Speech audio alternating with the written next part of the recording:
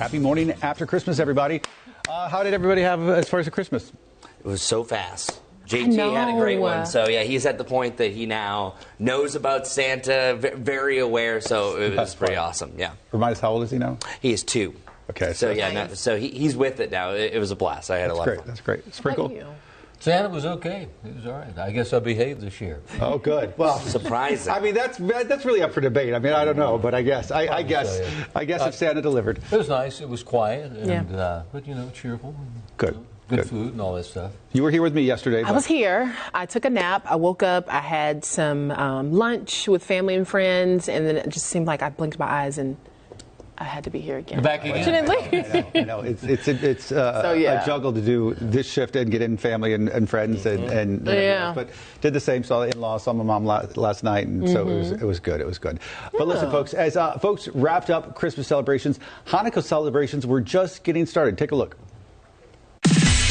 This year, Christians and Jewish families are celebrating at the same time. Let's connect the dots. Having Christmas and Hanukkah on the same day is a pretty rare occurrence. It's only happened 4 times in the last 100 years. The last time, 2005.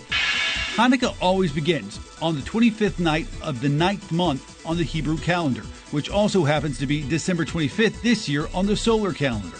Hanukkah, known as the Festival of Lights, started back in the 2nd century BC to commemorate the rededication of the Second Temple in Jerusalem. So as Jewish families are lighting the menorah, Christian families are celebrating the birth of Jesus. And that is Connecting the Dots.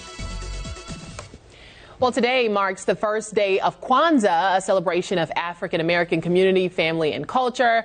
There's going to be festivities all week long here in the Queen City. So tonight at 7, the Greenville Memorial AME Zion Church in Charlotte will kick off the holiday with an opening ceremony. Celebrations are actually going to continue the next 5 days at the Movement School on Freedom Drive. There's also going to be an African marketplace. On the last day of Kwanzaa, January 1st, there's going to be another ceremony at the church. And today also marks Boxing Day, which traditionally the day after Christmas.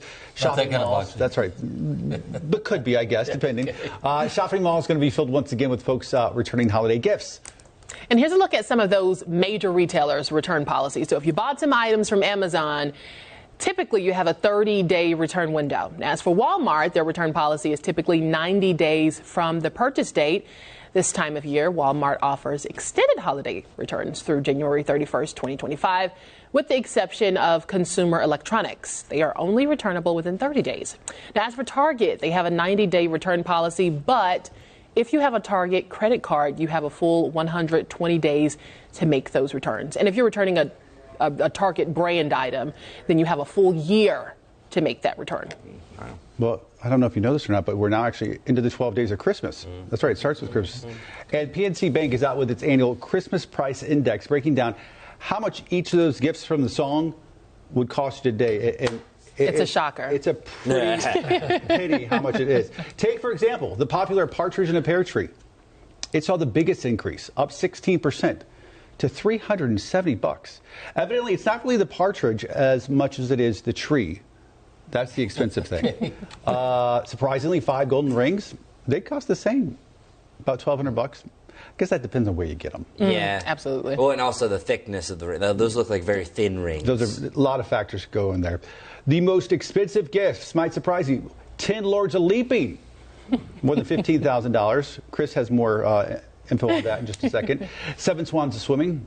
They are cost. Who knew swans cost so much? I had no idea. So, and if you want to get 2 to make a heart, like you can see there, that is extremely pricey. And you could probably get swans, but once you make them swim, that's where it gets expensive. Yeah, that's they got to be trained. They got to be trained. So listen, if you got all of these things for your loved one, it's going to set you back $209,000, and that, by the way, is a 3.5% increase from last year. So well, it's only 3%. That's maybe last year you could afford all these things.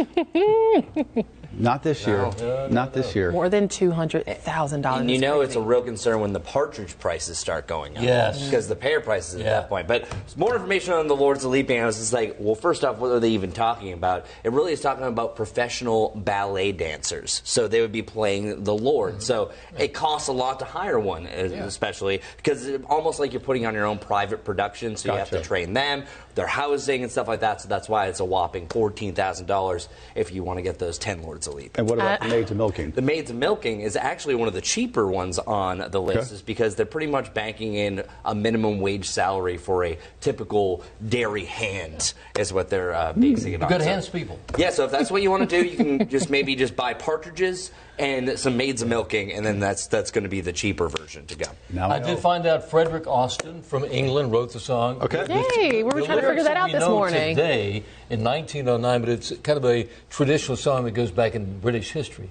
So Frederick Austin, 1909, the song that we know today. Would you like to sing it for us?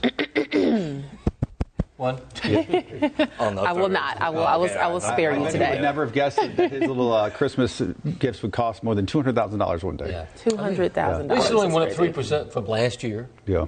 I mean, with inflation, that's not too bad. Yeah, but when you talk about 3% on 209,000. Depends on who you're asking. Has anybody ever bought that whole package? Well, I was going to, not anymore. I can only afford a partridge. Yeah. One single partridge. Goodness. Right? I know. No Much trees. less the pear. And one last to wrap this up with a bow. Yes, please. At the end of the 12 days of Christmas is typically known as the day to take down your Christmas tree. So if you're ever looking at that, I think it's around January 6th. Is that so? Once the 12 days of Christmas are complete, that's where most people historically have taken down their Christmas tree. So if you're looking for a date, that's that. And the day after is it really started in England, Boxing Day. That's what because you got the boxes and all of them. There you go. Just full of all this trivia. How about that? I know. I learned a lot today. We did. We did. We're just trivial people. That too. That's our pursuit. That's right. That's right. All right, folks, chime in. Here's hoping you had a fantastic Christmas, and we'll see you back here tomorrow.